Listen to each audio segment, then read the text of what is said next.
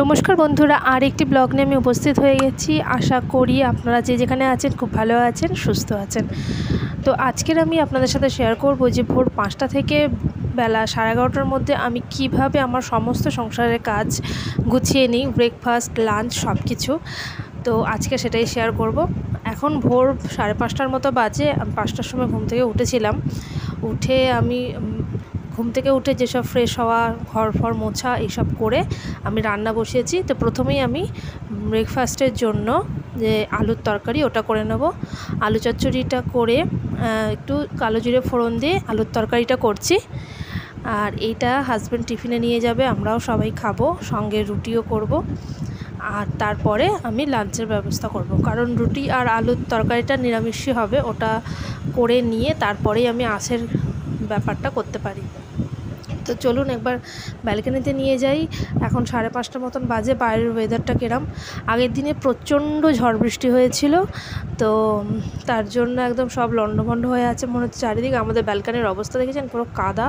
আর ওই যে একটা টবের হ্যান্ডেল ভেঙে পড়ে গেছে ঝড়ের দাপটে। ব্যালকনির ওপরে পুরো কাদা হয়ে গেছে একেবারে, আর নিচটাতেও পুরো জল ছিটে এসে নিচটাও কাদা হয়ে গেছে। না চলুন, আর ব্যালকনিতে দাঁড়ালে হবে না। এবার এখানে মাছের ডিমের বড়া হবে, বড়া করে তরকারি হবে, সেটা দেখি। কিন্তু মাছের ডিমের বড়া তো একেবারে শক্ত ইঁট হয়ে আছে, এ তো কিছু করা যাবে বলে মনে হচ্ছে না এখন। ওই জন্য একটু জল দিই, ভিজিয়ে রেখে দিই, কারণ এর বরফ না পড়লে আমি তো এটাকে মাখতে পারবো না। একদম দেখেছেন শক্ত বরফ হয়ে আছে একদম। তো এই জলের মধ্যে ওটা ডোবানোই থাক।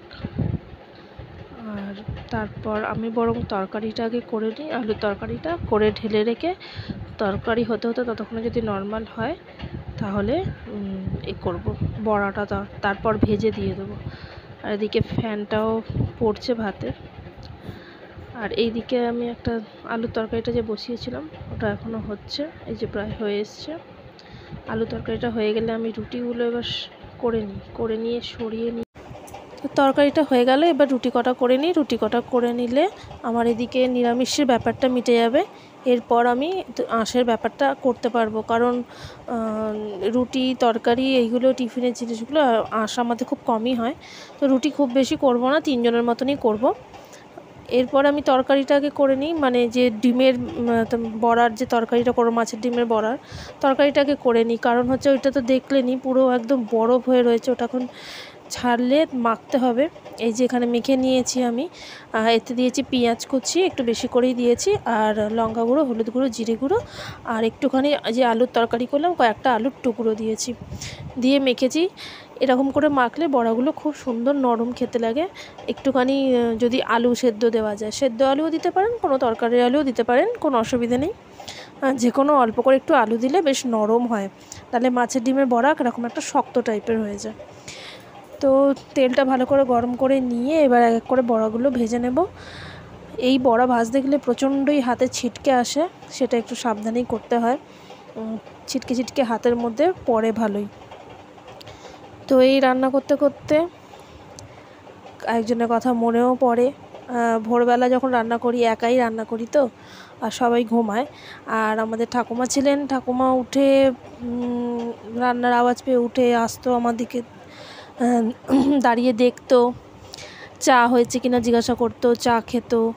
বড়া হলেও ভাজা বড়া খাওয়ার জন্য একটুখানি চাইতো যে একটা ভাজা বড়া দে। এই সবগুলোই রান্না করতে করতে মনে পড়ে মাঝে মাঝে ঠাকুমার কথা। রিসেন্ট হলো ঠাকুমা আমাদেরকে ছেড়ে চলে গেছেন, তো ঠাকুমার উঠতে বসতে সব কিছুই মাঝে মাঝে মনে পড়ে যে এই সময় এই করতো, এই সময় ওই করতো।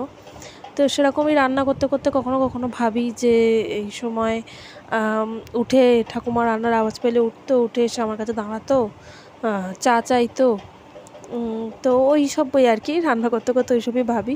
তো যাক গিয়ে এইসব কথা বলতে বলতে আমার বড়াগুলো ভাজা হয়ে গেল প্রায় এক এক করে। তো অনেকটাই বড়া ছিল, ওই ডিম ছিল যে ভাজতে সময়ও লেগেছে। তারপরে আমি ওর বড়াগুলো নামিয়ে নিয়ে তরকারিটা মধ্যে বড়াগুলো দিয়ে ফুটিয়ে আর নামিয়ে নিয়েছি। আর আমার তরকারি রেডি হয়ে গেছে, এদিকে শাক ভাজাও হয়ে গেছে, আর ডাল আর আমের চাটনিটাও হয়েছিল। তো এইদিকে আমার রান্না শেষ হতে এদের দুজনকে ডেকেও দিয়েছিলাম, এরা উঠে গিয়েছিলো। তো হাজব্যান্ড বাথরুমে ছিল আর ছেলে এখানে ব্রাশ করছিল। তো যতক্ষণ না ও স্নান করে বেরোয় ততক্ষণ আমি বিছানাপত্রগুলো একটু পরিষ্কার করে নিই, ঘরদোরগুলো একটু গুছিয়ে নিই। তারপরে ও বেরিয়ে পড়লে আবার ভাত দেব, তারপরে টিফিন ভরবো, ওইসব বাকি আছে। তো এইগুলো আগে করে নিয়ে বিছনাটা আগে পরিষ্কার করে নিই। ঘরের মধ্যে বিছনাটাই মেন, বিছনাটা যদি পরিষ্কার না থাকে যেন মনে হয় ঘর কি অগোছালো হয়ে আছে। ওই জন্য ওরা বিছানা ছেড়ে উঠে গেলেই আমি আগে বিছনাটা পরিষ্কার করে নেওয়ার চেষ্টা করি। বিছনাটা পরিপাটি করে গোছানো থাকলেই মনে হয় যেন ঘরটা অনেকটা কাজও এগিয়ে যায় আর পরিষ্কারও থাকে। আরও অফিস বেরোনোর আগে ঘরটা যত সম্ভব একটু পরিষ্কার করে নেওয়ার যদি সময় পাই তো করে নিই, অগোছালো ঘর দেখে না যাওয়াই ভালো। তা এই কারণে আর ঘর আমি একবার সকালবেলা মুছে নিই, কারণ বাসি ঘরে আমি কাজে যেতে দিই না কখনও। ও যত সকালেই যাক না কেন, যত ভোরেই যাক না কেন, আমি ওর যাওয়ার আগে ঠিক আমি ঘরদোরটা মুছেই নিই।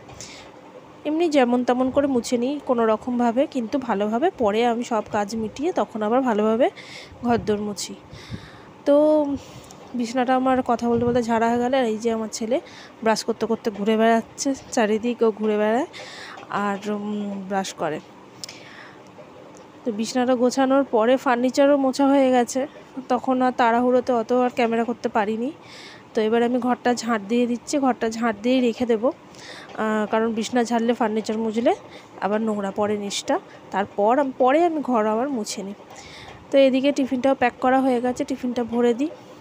এর মধ্যে সব টিফিনের বক্সগুলো ভরে এই ব্যাগটার মধ্যে ভরে দিই, দিয়ে এবার ওর অফিসের ব্যাগে জল আর টিফিন বক্সটা আমি ভরে দেবো। এই দিকের এই কাজগুলো করতে করতে ও স্নান করে বাথরুম দিয়ে বেরিয়ে পড়ে। তারপরে আমাকে আবার ওকে খেতে দিতে হয়।